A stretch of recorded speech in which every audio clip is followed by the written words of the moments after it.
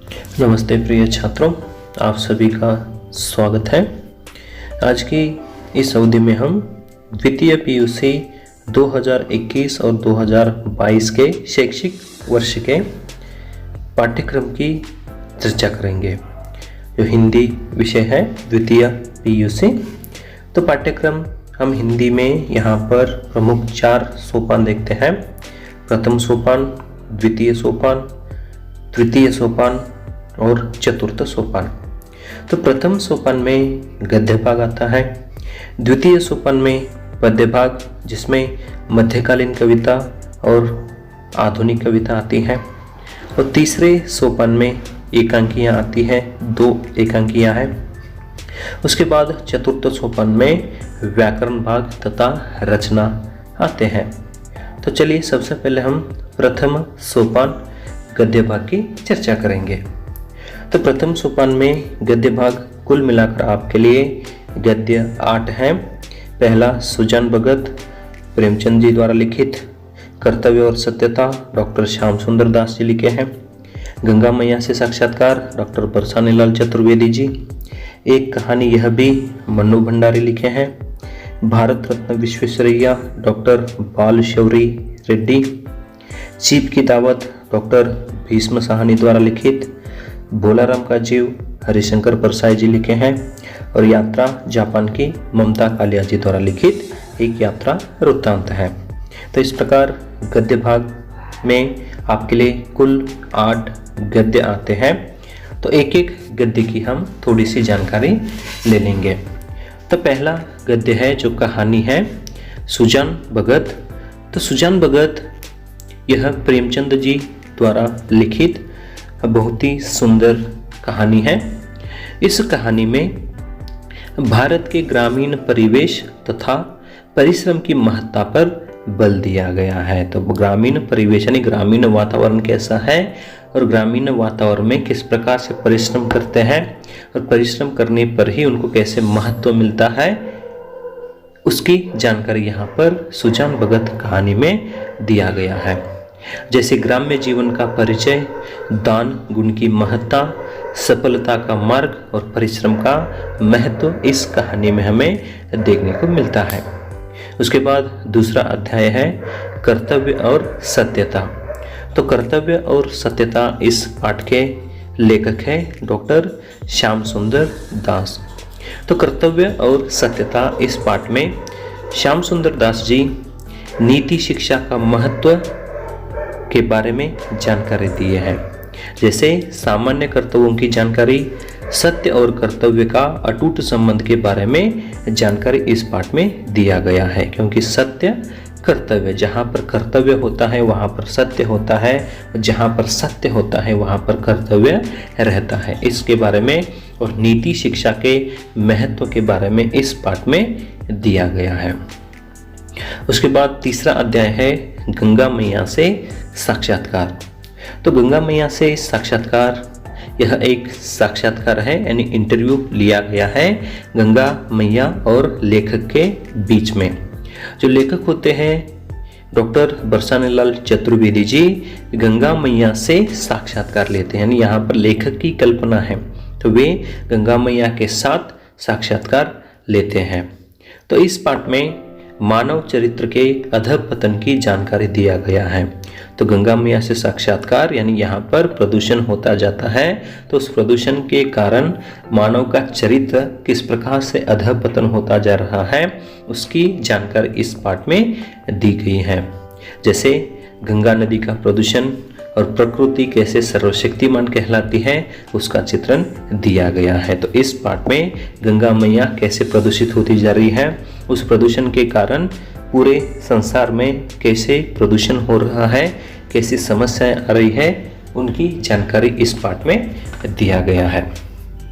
उसके बाद चौथा अध्याय है एक कहानी यह भी। तो एक कहानी यह भी मन्नू भंडारी द्वारा लिखित आत्मकथा है। आत्मकथा यानी अपने जीवन के बारे में खुद लिखना है, आत्मकथा है।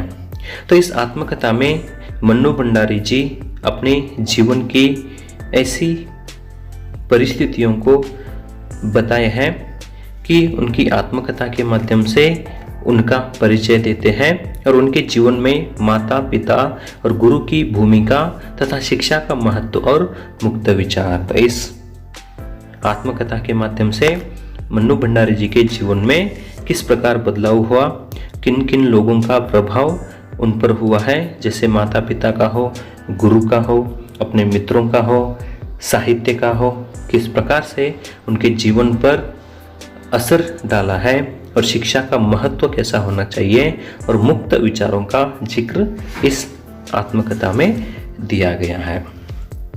उसके बाद 5वां अध्याय है भारत रत्न विश्वेश्वरैया। तो भारत रत्न विश्वेश्वरैया यह एक जीवनी है। तो इस जीवनी के रचयिता है डॉक्टर बालशौरी रेड्डी। तो बालशौरी रेड्डी जी विश्वेश्वरैया जी के जीवन तथा जीवन मूल्यों का परिचय देते हैं। तो भारत रत्न विश्वेश्वरैया जी कैसे थे, उनका जीवन कैसा था, उनकी शिक्षा कहाँ पर हुई और उन्होंने कौन से कार्य किए हैं, उनके जीवन मूल्य कौन से हैं, उनकी जानकारी इस अध्याय में हमें देखने को मिलती है। और विश्वेश्वरैया जी के योगदान तथा गुणों की जानकारी दिया गया है। तो हमारे संसार को, भारत देश को और हमारे इस कर्नाटक राज्य को विश्वेश्वरैया जी के कौन से योगदान हैं और उनकी गुण कौन से थे, जैसे कि वो समय के बड़े पाबंद थे, समय को बहुत ही महत्व देते थे, उन सभी की जानकारी भारत रत्न विश्वेश्वरैया नामक जीवनी में दिया गया है। तो इसके लेखक हैं डॉक्टर बालशौरी रेड्डी। उसके बाद 6ठा अध्याय है चीप की दावत। तो चीप की दावत एक कहानी है। तो इस चीप की दावत कहानी के लेखक है भीष्म साहनी। तो भीष्म साहनी द्वारा लिखित चीप की दावत इस कहानी में मानवीय संबंधों एवं नैतिक मूल्यों की असाधारण गाथा है। तो मानवीय संबंध कैसे होते हैं, तो यहाँ पर एक पुत्र और एक माँ की कथा है। तो यहाँ पर एक जो पुत्र होता है किसी अन्य व्यक्ति को खुश करने के लिए, अपनी तरक्की को पाने के लिए किस प्रकार अपनी माँ के साथ व्यवहार करता है, उसकी जानकारी इस कहानी में हमें मिलती है। जैसे माता का अपनी संतान के प्रति निस्वार्थ प्रेम और मानवीय संवेदना। तो पुत्र यहाँ पर अपनी तरक्की के लिए माँ को थोड़ी तकलीफ देता है, फिर भी यहाँ पर जो माँ होती है वह माँ अपने पुत्र के लिए बहुत ही प्रेम जताती है। तो पुत्र के लिए वह सब कुछ त्यागना चाहती है। अपने पुत्र की मनोकामना पूर्ण करने के लिए वह चाहे किस प्रकार से भी समस्याएं हो, उन समस्याओं को वो मुकाबला कर सकती है। तो इस प्रकार मानवीय संबंधों एवं नैतिक मूल्यों की जानकारी इस पाठ से हमें मिलती है। उसके बाद 7वां अध्याय है भोला राम का जीव। तो भोला राम का जीव यह एक बहुत ही सुंदर कहानी है। इस कहानी के माध्यम से हरिशंकर परसाई जी, जो व्यंग्य रचनाकार कहते हैं, तो हरिशंकर परसाई जी को व्यंग्य रचनाकार इसलिए कहते हैं कि समाज में जो भी समस्याएं हैं उन समस्याओं के ऊपर व्यंग्य रूप से उन्होंने विमर्श किया है। ये कौन सी समस्याएं हैं, चाहे भ्रष्टाचार हो, अन्याय हो, अत्याचार हो, वे किस प्रकार से हो रहे हैं, उनके मूल कारण कौन है और रिश्वतखोरी कैसे बढ़ती जा रही है, उन सभी की जानकारी इस पाठ में देते हैं। कि व्यंग्य के माध्यम से ज्वलंत समस्याओं तथा आम आदमी की लाचारी का चित्रण यहाँ पर दिया गया है। तो ज्वलंत समस्याएं आज हमारे देश में जैसे कि बेरोजगारी, भूखमंगी, ऐसे जो समस्याएं होती है, अन्याय, अत्याचार, भ्रष्टाचार जो हो रहे हैं, वैसी ज्वलंत समस्याओं के ऊपर टीका किए हुए हैं और भ्रष्टाचार पर व्यंग्य किया है कि भ्रष्टाचार कैसा बढ़ता जा रहा है, कि यह जो भ्रष्टाचार के मूल स्रोत कौन है, उनके बारे में भी यहाँ पर जानकारी दिया गया है। उसके बाद 8वां और अंतिम अध्याय है यात्रा जापान की। तो यात्रा जापान की यह एक यात्रा वृत्तांत है। इस यात्रा वृत्तांत के लेखिका है ममता कालिया। तो ममता कालिया जी एक साहित्य सम्मेलन के दौरान जापान को जाती हैं। तो जापान के रूप सौंदर्य का चित्रण इस यात्रा वृत्तांत में देती हैं, जैसे कि जापान की यात्रा तथा संस्कृति की जानकारी। तो जापान के लोग कैसे हैं, वहाँ के प्राकृतिक सौंदर्य कैसा है, उनको वहाँ पर कैसा अनुभव मिला, कौन से प्रदेशों को उन्होंने देखा, उन सभी की जानकारी इस यात्रा जापान की यात्रा वृत्तांत में ममता कालिया जी देती है। यह आपका गद्य भाग हो गया। तो गद्य भाग कुल 8 अध्याय है यहाँ पर, तो 8 अध्यायों का हमें अध्ययन करना पड़ता है। उसके बाद पद्य भाग की ओर बढ़ते हैं। तो पद्य भाग में मध्यकालीन कविता, तो यहाँ पर 2 रूप हुए हैं। तो प्रथम सोपान में हमने गद्य भाग देखा, अब दूसरे सोपान में हम पद्य भाग को देखते हैं। उस पद्य भाग में मध्यकालीन कविता और आधुनिक कविता आते हैं। तो सबसे पहले हम मध्यकालीन कविताओं की जानकारी लेंगे। तो मध्यकालीन कविताएं यहाँ पर कुल 4 हैं। तो उन 4 कविताएं इस प्रकार हैं। पहली है रैदास बानी, दूसरा सूरदास के पद, तीसरी रहीम के दोहे, चौथा बिहारी के दोहे। तो यहाँ पर जो मध्यकाल में आने वाले हमारे हिंदी साहित्य के कवि माने जाने वाले रैदास जी, सूरदास जी, रहीम और बिहारी के विचारों को उनके पद अथवा दोहों के माध्यम से यहाँ पर विवरण दिया गया है। तो पहला पद है रैदास बानी। तो इस रैदास बानी को लिखने वाले रचयिता स्वयं रैदास जी है।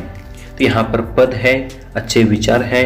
तो रैदास जी समाज के लिए किस प्रकार से पदों को समर्पित किए हैं, जैसे नीति पद से अवगत कराना, जैसे भक्त की साधना, श्रम का महत्व और समता पूर्वक जीवन की जानकारी हमें रैदास बानी में मिलती है। यहाँ पर भक्त की साधना कैसे होती है, भक्त किस प्रकार से भक्ति करता है और श्रम का महत्व कैसा होता है, परिश्रम करने पर हमें कैसे पुरस्कार मिलता है, कैसे हम आराम से रह सकते हैं, उसकी जानकारी देते हैं और समता पूर्वक जीवन की जानकारी। तो यह जो समाज है, यह समाज समान रूप से जीना चाहिए। यहाँ पर न छोटा न बड़ा, सभी को यहाँ पर समान रूप से अन्न मिलना चाहिए। यह जानकारी, यह मनोकामना, यह अभिलाषा रैदास जी की है। उसी कारण समता पूर्वक जीवन की जानकारी इस पद में हमें मिलती है। उसके बाद दूसरा पद है सूरदास के पद। तो सूरदास जी हमारे हिंदी साहित्य के कृष्ण भक्ति शाखा के कवि माने जाते हैं। तो इनकी कृष्ण भक्ति शाखा में श्री कृष्ण के ही जानकारी हमें मिलती है। तो प्रस्तुत सूरदास के पद में इन्होंने श्री कृष्ण के रूप सौंदर्य का चित्रण दिया है और माखन चोरी का प्रसंग तथा गोपिकाओं का समर्पण भावना की जानकारी देते हैं। यहाँ पर उद्धव को संबोधित करते हुए जो गोपिकाएं रहती है, वे गोपिकाएं श्री कृष्ण को मिलने के लिए तड़पती रहती हैं, उसका चित्रण और गोपिकाएं किस प्रकार अपने आप को श्री कृष्ण के ऊपर समर्पित कर देती हैं उसकी जानकारी देते हैं और श्री कृष्ण का रूप सौंदर्य कैसा होता है उसका चित्रण देते हैं। और माखन चोरी का प्रसंग, जो बाल कृष्ण रहता है, बाल कृष्ण रहते समय माखन चोरी कैसे करता रहता है और किस प्रकार ग्वालिन के हाथ आ जाता है, उस समय का चित्रण यहाँ पर सूरदास के पद में दिया गया है। उसके बाद तीसरी मध्ययुगीन कविता है रहीम के दोहे। तो रहीम के दोहे, इसके रचयिता है रहीम। तो इन दोहों में नीतिपरक दोहों का परिचय दिया गया है, जो मॉरल एजुकेशन कहते हैं। तो नीति कि यहाँ से एक नीति मिलती है कि समाज में हमें कैसे रहना चाहिए, इस समाज को कैसे बदलना चाहिए और समाज को उन्नति की ओर कैसे लेकर जाना चाहिए, वह नीति होती है। तो इसमें मनुष्य जन्म की सार्थकता और कर्म के प्रति निष्ठावान वस्तु की सार्थकता एवं निरर्थकता की जानकारी यहाँ पर दिए हैं। यह जो मानव जन्म है, मनुष्य जन्म कैसे सार्थक कहलाता है कि जैसे हमारे कर्म होना चाहिए, हमारे कार्य कैसे होते हैं, उसी प्रकार हमारा जीवन भी सार्थक होता है, उसकी जानकारी इस दोहे में रहीमदासी दिए हुए हैं। उसके बाद चौथा दोहा है बिहारी के दोहे। तो बिहारी के दोहे, इसके रचयिता स्वयं बिहारी हैं। तो इस दोहे में मनुष्य के सहज गुणों का परिचय दिया गया है कि मनुष्य का गुण कैसा होता है और मनुष्य के सहज गुण कैसे हैं, उनकी जानकारी इस बिहारी के दोहे में बिहारी जी दिए हुए हैं। मनुष्य की उन्मत्तता, मन की शुद्धि, दान की महत्ता और मनुष्य की सबसे बड़ी कमजोरी दुर्बलता का परिचय यहाँ पर दिए हैं। यहाँ पर मनुष्य की उन्मत्तता, यानी मनुष्य यहाँ पर सोने को और यहाँ पर धतूरे के बीज को देखता है। तो सोना और धतूरे के बीज को देखने पर जब धतूरे के बीज को पीते हैं तब नशा चढ़ता है, लेकिन सोना जो होता है उस सोने को देखकर भी यहाँ पर हमें कभी नशा चढ़ जाता है। उसके बारे में बताते हैं। और मन की शुद्धि, तो हमारा मन शुद्ध होना चाहिए। उसके साथ दान की महत्ता, तो दान पुण्य करना चाहिए। किस प्रकार से दान पुण्य किया जाता है और दान पुण्य करने से क्या महत्व है उसकी जानकारी यहाँ पर देते हैं।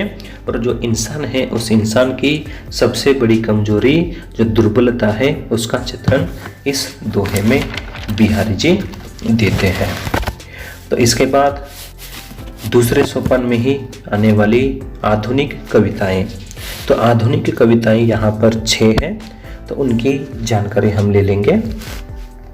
तो पहली कविता है अधिकार, दूसरी गहने, तीसरी कविता है कायर मत बन, चौथी कविता है एक वृक्ष की हत्या, और 5वीं कविता है भारत की धरती, और छठी कविता है हो गई है पीर पर्वत से। तो आधुनिक कविता में कुल यहाँ पर 6 कविताएं हैं। तो अधिकार इस कविता के कवयित्री है महादेवी वर्मा। तो अधिकार इस कविता में महादेवी वर्मा जी की जो कविताएं होती हैं वे कविताएं ज़्यादातर वेदना की अभिव्यक्ति तथा भावनाओं का सहज परिचय देती हैं। तो महादेवी वर्मा को आधुनिक मीरा के नाम से भी जाना जाता है। उसके कारण हमें महादेवी वर्मा की कविताओं में वेदना और उनकी भावना के सहज परिचय हमें मिलता है। तो ज़्यादा वेदनाएं ही हमें महादेवी वर्मा की कविताओं में देखने को मिलती हैं। और उनके भाषा की कोमलता, सुकुमारता एवं मधुरता का ज्ञान हमें मिलता है। तो उनकी भाषा बहुत ही मधुर है, कोमल है और बहुत ही सुंदर भाषा का उन्होंने प्रयोग किया है। तो इस अधिकार नामक कविता में महादेवी वर्मा की वेदना भरित और भावनाओं से सहज परिचय हमें देखने को मिलता है। उसके बाद दूसरी कविता है गहने। तो यह जो गहने कविता है हमारे कन्नड़ की वडवेगळु नामक कविता से उसका अनुवाद किया गया है। तो कन्नड़ की वडवेगळु इस कविता के कवि है कुवेंपु जी। तो कुवेंपु जी द्वारा रचित वडवेगळु कविता को हिंदी भाषा में गहने नाम से अनुवाद करने वाले अनुवादिका का नाम है डॉक्टर एम विमला। तो मूल कवि कुवेंपु है और हिंदी में अनुवाद करने वाले अनुवादिका का नाम है डॉक्टर एम विमला।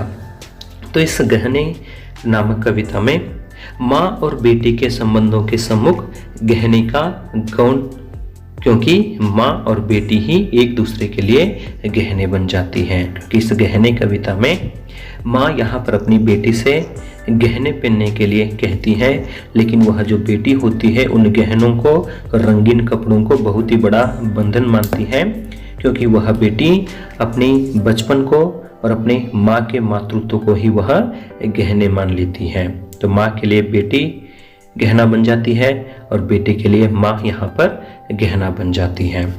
उसके बाद तीसरी कविता है कायर मत बन। तो कायर मत बन इस कविता के कवि है नरेंद्र शर्मा। तो नरेंद्र शर्मा जी द्वारा रचित कायर मत बन कविता में हर एक इंसान को अपने जीवन में कायर न बनने का संदेश दिया है। चाहे कैसे ही समस्याएं आती हो, अगर युद्ध करने के लिए अगर कोई व्यक्ति पुकारता है तो उस समय में हमें पीठ दिखाकर नहीं भागना चाहिए। एक तो उसके साथ युद्ध करके उसके साथ जीतना चाहिए, नहीं तो प्रेम के बल पर उसके साथ जीतना चाहिए, लेकिन जीवन में कायर नहीं बनना चाहिए। हमारे इस जीवन में बहुत सारे ऐसी जो समस्याएं होती हैं वे पत्थर के भांति यहाँ पर ठोकर मारने के लिए आते हैं। तो उन पत्थरों को, जो रास्ते में आने वाले पत्थरों को हमें दूर भगा देना चाहिए, न कि उन पत्थर रूपी समस्याओं से डरकर भागना चाहिए। तो हर एक इंसान को जीवन में कायर न बनने का संदेश इस कायर मतबन कविता के माध्यम से नरेंद्र शर्मा जी प्रस्तुत कर रहे हैं।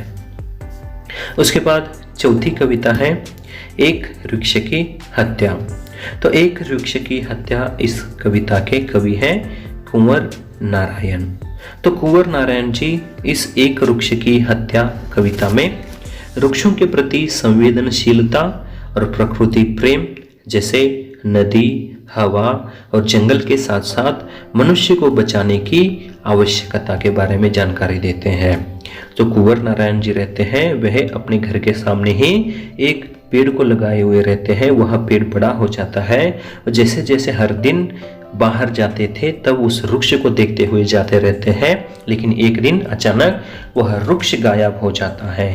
तब अपने मन की वेदनाओं को और वृक्ष के प्रति कवि कितना प्रेम करता रहता है उसकी जानकारी यहाँ पर इस कविता के माध्यम से देते हैं। और प्रकृति को किस प्रकार से हमें बरकरार रखना है, प्रकृति को कैसे हमें प्रदूषित नहीं करना है और प्रकृति को कैसे बचाना है, जैसे नदी, हवा और जंगल के साथ साथ मनुष्यों को भी बचाने की आवश्यकता है। यह जानकारी इस एक वृक्ष की हत्या नामक कविता में कुंवर नारायण जी अपनी जानकारी दे रहे हैं। उसके बाद पांचवी कविता है भारत की धरती। तो भारत की धरती इस कविता के कवि हैं डॉक्टर पुण्यम चंद मानव। तो भारत की धरती,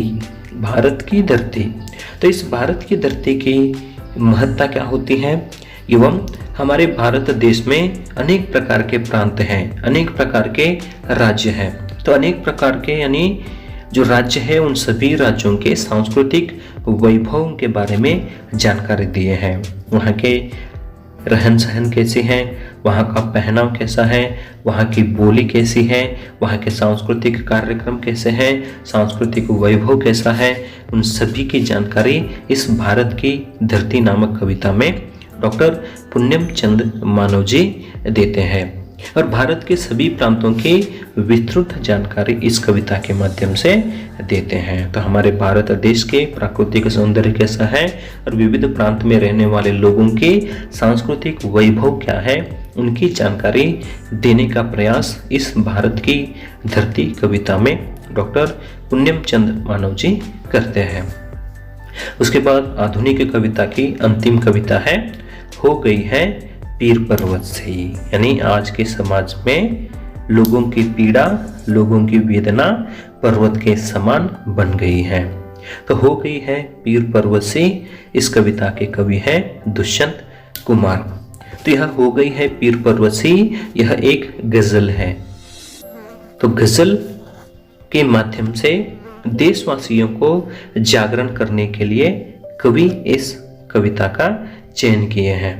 जैसे इस कविता में जो दुष्यंत कुमार जी हैं इस देश में रहने वाले देशवासियों को जागरण करने के लिए कभी वे बेचैन रहते हैं, तड़पते रहते हैं तथा व्याकुलता में रहते हैं, क्योंकि इस देश की जो समस्या है, देश की जो पीड़ा है, उस पीड़ा जो पर्वत के समान बन गई है, उस पीड़ा को जड़ से उखाड़ कर फेंकने की शपथ यहाँ पर दुष्यंत कुमार जी ले लेते हैं। तो यह द्वितीय सोपान के आधुनिक कविता है।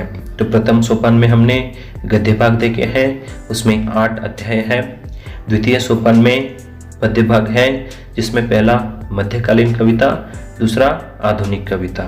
तो मध्यकालीन कविता में कुल 4 कविताएं हैं, जैसे रैदास बानी, सूरदास के पद, रहीम के दोहे और बिहारी के दोहे। उसके बाद आधुनिक कविता में 6 कविताएं हैं, अधिकार, गहने, कायर मत बन, एक वृक्ष की हत्या, भारत की धरती और हो गई है पीर पर्वत से। उसके बाद तृतीय सोपान आता है जो कि अपठित भाग है, जिसमें 2 एकांकियां आती हैं। तो एकांकी यानी 1 अंक वाले नाटक होते हैं। तो यहाँ पर पहला एकांकी है सूखी डाली, दूसरी एकांकी है प्रतिशोध। तो पहली एकांकी सूखी डाली, इस एकांकी के एकांकीकार है उपेंद्रनाथ अश्क। तो उपेंद्रनाथ अश्क जी इस सूखी डाली एकांकी में मानव मन के उतार चढ़ाव तथा संयुक्त परिवार का चित्रण दिए हुए हैं कि मानव के मन में किस प्रकार से उतार चढ़ाव होता रहता है और संयुक्त परिवार कैसा होता है, और संयुक्त परिवार में कहीं एक नए सदस्य के आ जाने से उस घर में कैसे हलचल मच जाता है, उसका चित्रण इस सूखी डाली नामक एकांकी में उपेंद्रनाथ अश्क जी प्रस्तुत किए हुए हैं। और यहाँ पर कठोरता पर कोमलता का विजय तथा परिवार में बड़े बूढ़ों की भूमिका का ज्ञान मिलता है। कुछ सम्मिलित परिवार होता है, उस सम्मिलित परिवार में लोग कैसे रहते हैं और नए सदस्य के आ जाने के बाद वहाँ पर कैसे हलचल मच जाती है, उस हलचल मचने के कारण कैसे वहाँ पर समस्या हो जाती है, और उस कठोरता के ऊपर कोमलता का विजय कैसे होता है, और उस परिवार में बड़े और बूढ़ों की भूमिका क्या है, उसकी जानकारी इस सूखी डाली नामक एकांकी में हमें देखने को मिलती है। उसके बाद दूसरी एकांकी है प्रतिशोध। तो इस प्रतिशोध एकांकी के एकांकीकार है डॉक्टर राम कुमार वर्मा। तो प्रतिशोध को हम बदला भी कहते हैं।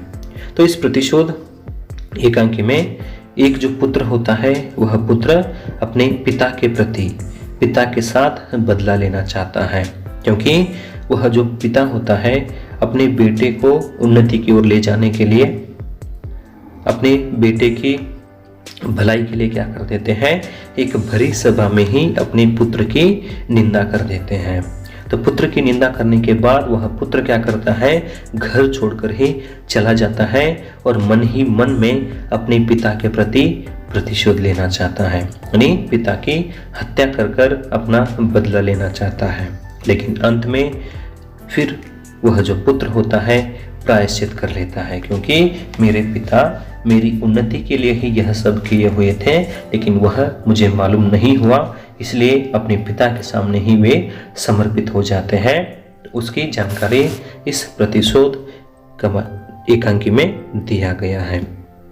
जैसे सांस्कृतिक गौरव के रम्य चित्रण की प्रस्तुति और शाश्वत जीवन मूल्यों के साथ माता पिता की महत्ता का चित्रण भी इस एकांकी में हमें देखने को मिलता है।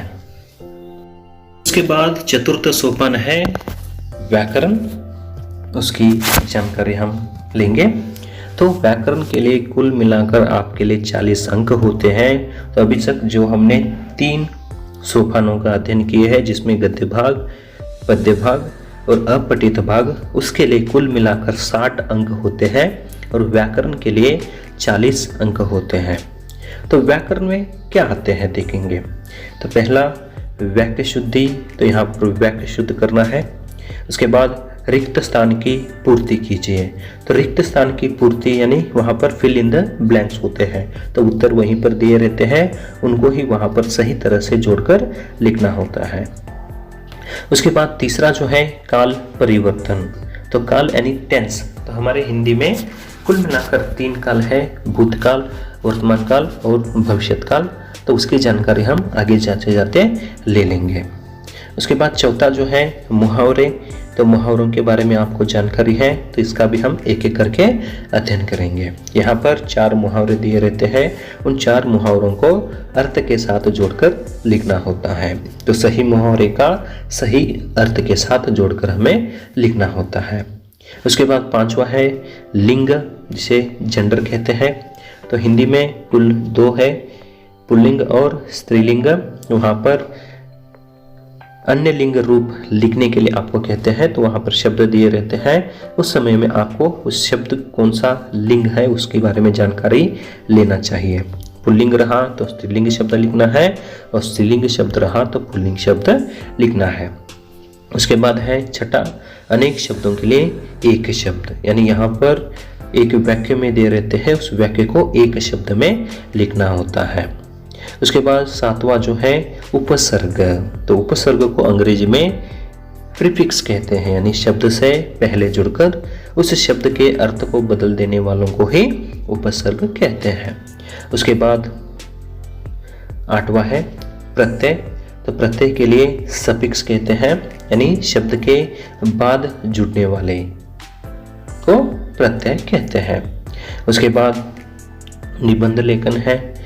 अथवा पत्र लेखन। आप निबंध भी लिख सकते हैं अथवा पत्र लेखन भी लिख सकते हैं। तो पत्र में यहाँ पर दो प्रकार है, औपचारिक और अनौपचारिक पत्र। तो उनमें से कौन सा भी एक प्रकार का पत्र आता है तो उसको आपको लिखना पड़ता है। उसके बाद अपठित गद्यांश है, जिसमें अनुच्छेद पढ़कर लिखी है। उसके लिए 5 अंक होते हैं, तो अनुच्छेद पढ़कर हमें लिखना होता है। उसके बाद अनुवाद है, तो आप फर्स्ट ईयर में अनुवाद किए हैं तो उसके बारे में जानकारी है। तो यहाँ पर कन्नड़ और अंग्रेजी भाषा में वाक्य दिए रहते हैं, तो उसको हिंदी में अनुवाद करना पड़ता है। तो यह हमारे द्वितीय पीयूसी के हिंदी विषय का पाठ्यक्रम है। तो कुल मिलाकर 100 अंक है। 60 अंक गद्य, पद्य और अपठित भाग के लिए है और 40 अंक यहाँ पर व्याकरण और हमारे रचनाओं से हैं, जिसमें वाक्य शुद्धि आता है, रिक्त स्थान की पूर्ति कीजिए, काल परिवर्तन आता है, मुहावरे आते हैं, लिंग, अनेक शब्दों के लिए एक शब्द आते हैं, उपसर्ग आते हैं, प्रत्यय आते हैं, निबंध लेखन, पत्र लेखन, अपठित गद्यांश और अनुवाद यहाँ पर आते हैं। यह हमारे द्वितीय पीयूसी का पाठ्यक्रम है। धन्यवाद।